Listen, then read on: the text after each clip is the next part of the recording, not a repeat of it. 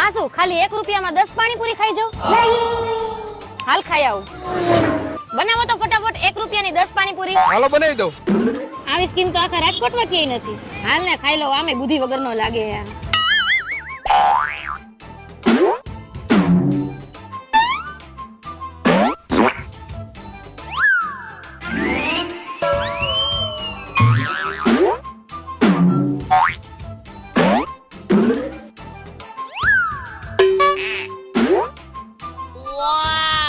બસ થઈ ગઈ 10 પાણીપુરી? હા હો થઈ ગયા 10 પાણીપુરી. લાવો પૈસા.